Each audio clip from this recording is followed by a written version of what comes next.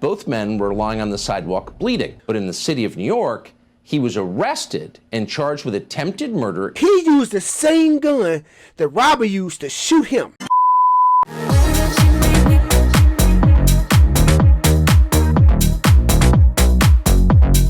No bullshit, let's go.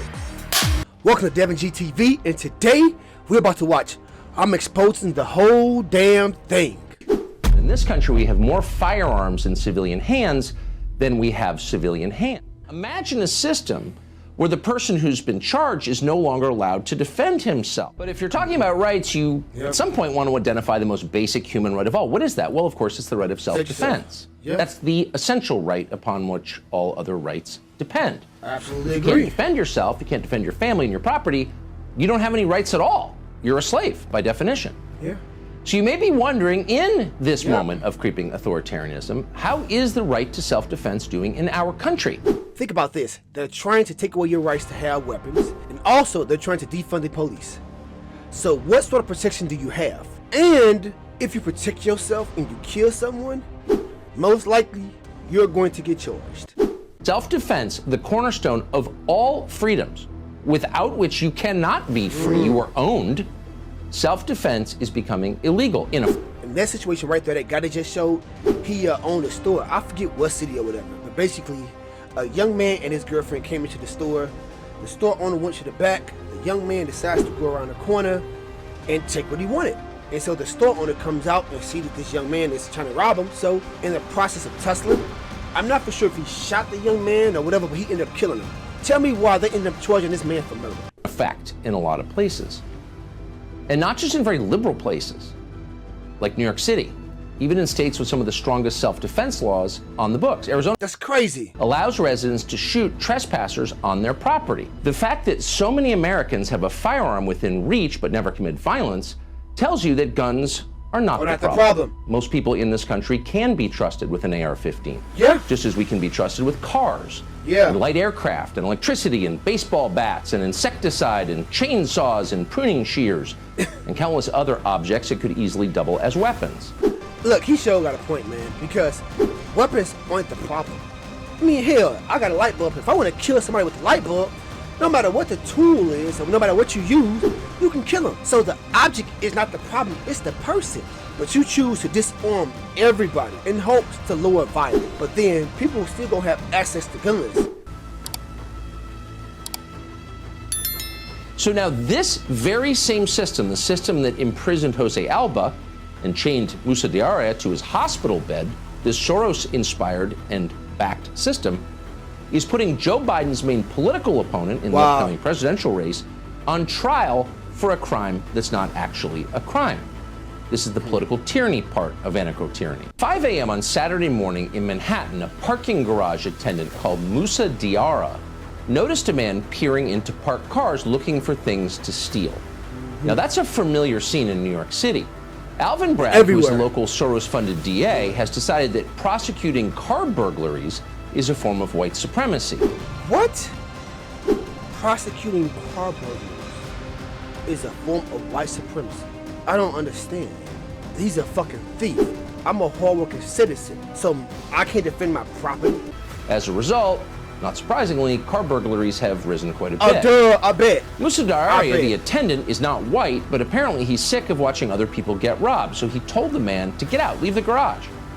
In response, the man pulled out a handgun and fired 4 times. He hit Diarra in the head and the stomach. Jeez, man. It was a nightmare. But somehow, Moussa Diarra had the presence of mind to wrestle the gun from the man and then fire back before the man could shoot him or anyone else. By the time police arrived, both men were lying on the sidewalk bleeding. Now, what do you think happened next? You better not see it. In a sane, self-respecting society, Moussa Diarra would have received a medal, if not a ticker tape parade. Right. But in the city of New York, he was arrested and charged with attempted murder and illegal possession of a gun. He sees someone being robbed. He steps up, tells the man to leave. So just leave, bro.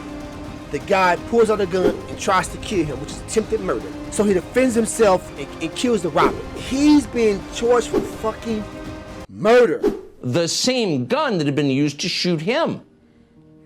Dara woke up in Bellevue Hospital shackled to his bed. The New York Post ran this picture. It's of him sobbing. I got bullets in me and I'm chained to a hospital bed, That he is said, crazy. but I didn't do anything wrong. You can imagine his confusion. Hell This was yeah! not the country he expected. And in fact, Moussa Diarra is exactly the kind of person you want more of in your country. Absolutely. So I wonder, because of his name. Is it because of his name he's being treated this way? Because whether or not you are from this country, if you are a law-abiding citizen, you came here rightfully, it doesn't matter. He's 57 years old and he's still working harder than most young people do. Wow. The man who shot him, by contrast, does not have a history of going to work every day.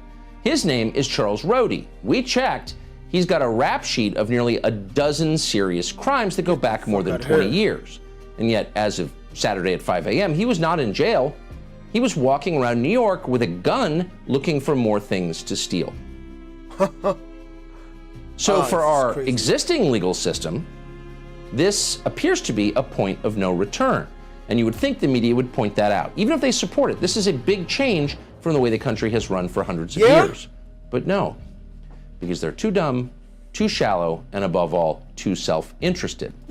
I think that they will promote this because it's the truth. And because it's a good story. And you would think they would. This guy deserves a damn medal. But instead, he's been tried for murder, for defending himself. So Trump's upcoming arraignment tomorrow isn't a turning point in our country's legal system. Oh, man. It's yet another chance to follow Trump around in the hope that ratings will return. Trump. Well, it is a big deal, actually. It's a very, very big deal. But the guardrails are gone. No one in the media seems to be pointing out that this is a huge change in our entire legal system. And no one in the Democratic Party in Washington, even those who are a little bit concerned about where this might be heading, dares say anything at all, because Alvin Bragg is, of course, a holy person, and no one wants to speak out against the crowd on Twitter. So at what point do you consider religion being a hindrance? I understand holding up to your morals. What point do you realize it's conflicting? Because the nation is going downhill. It's only getting worse. Fire and killed others. Have you noticed that? Maybe you have noticed that. Good luck saying it in public. You'll be shouted down immediately by someone with an advanced degree. How dare you criticize Big Pharma? What are you, a conspiracy nut? I think that the medications that they are assigning right now are giving out to these people are messing with them psychologically. Because for one cure, there's always another problem. No, actually you're not. You're someone who cares about cause and effect. You're a rational person.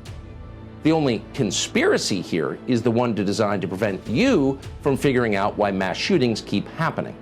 About a dozen, boy.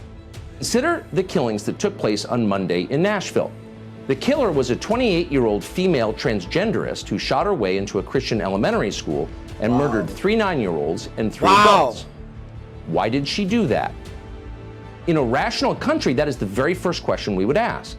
In our country, it's the last question. In fact, often it's never asked at all. On those rare occasions when somebody finally manages to wonder out loud about motive, our leaders immediately start lying, which should... Was it medication? Was it because transgender was going through something and they felt like, they had no one to talk to? And none of those are rational reasons why you should go on a fucking killing spree and kill women and children. Should tell you a lot. How about some examples? Consider 2 shootings that took place at gas stations in the past year in the United States. The first shooting occurred around 2 p.m. on October 6th in the state of Missouri. A 23-year-old felon called Javon Taylor, who had a long criminal record, convictions for armed robbery, for example, began threatening a female clerk, apparently because the gas station didn't carry the kind of cigars that he wanted. That's when an off-duty fireman called Anthony Santee, who was inside, decided to step in. He told Javon Taylor to leave the store. Well, in response to that, Taylor began threatening him and then ran toward his SUV outside. Santee followed him outside because he suspected that Javon Taylor would retrieve a gun from the car, and that's exactly what he did. Javon Taylor pulled an illegal handgun with an extended magazine from his SUV. Jeez, man. Santee, not wanting to get shot, put Taylor in a headlock. And that's when Javon Taylor handed the gun to his girlfriend, and his girlfriend shot the unarmed fireman in the back, killing him. It was an execution. It's not a close call. The footage is online. We're not going to show it to you because it's awful. But if you have any doubt, you can watch it. So there's no debate about what happened here. And yet the local social justice DA, Jean Peters Baker, refused to press charges against the person who killed the firefighter. Let me get this right. A firefighter, the person who works for the city, he's in a store, he sees a young man arguing with the clerk. He approaches the situation and tries to de-escalate the situation. The young man gets upset, walks outside. The fireman assumes he's grabbing a weapon, which he is. And so in self-defense, because he didn't want to die, he defended himself, put the young man in a fucking headlock. The young man hands the gun to the girl. She shoots him.